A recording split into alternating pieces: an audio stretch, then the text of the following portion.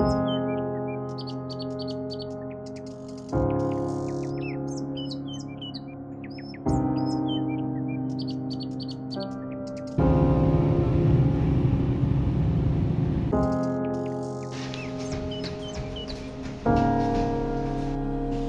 na ang lahat. Napakasama mo! Ayon sa Philippine Psychiatric Association, dumarami na ang mga kabataan na nakaranas ng depression at anxiety disorder. 4 sa bawat 100,000 Pilipino ang nagpapakamatay taon-taon.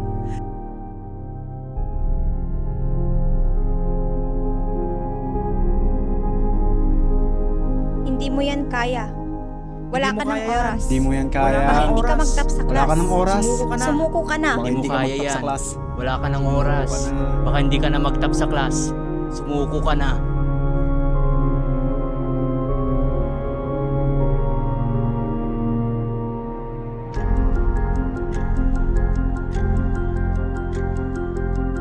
Ang dami kong napapansin sa kanya. Tahimik siya. Tapos hindi siya nakikipag-usap maski sa atin. Perfect na nga rin niya lahat ng exam namin. Tapos lalo pa akong kinokompetensya. Parang di nga niya ako kaibigan. Ano yun?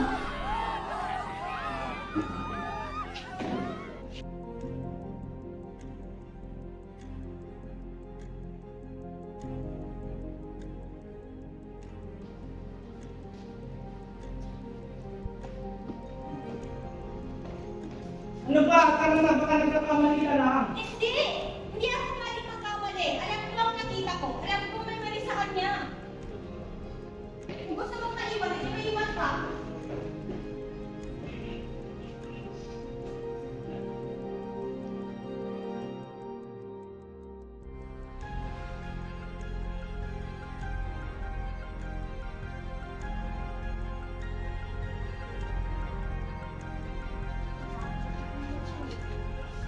Teka, ano to?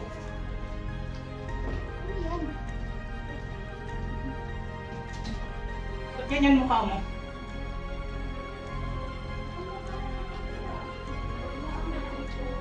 Ang statistical result ito. I am a psych student, kaya alam ko ang interpretation nito. May schizophrenia siya.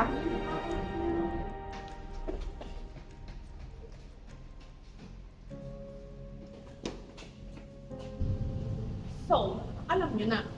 Itigil mo na to, ma'am. Imbis na tinutulungan mo yung mga estudyante mo, pinapatay mo sila.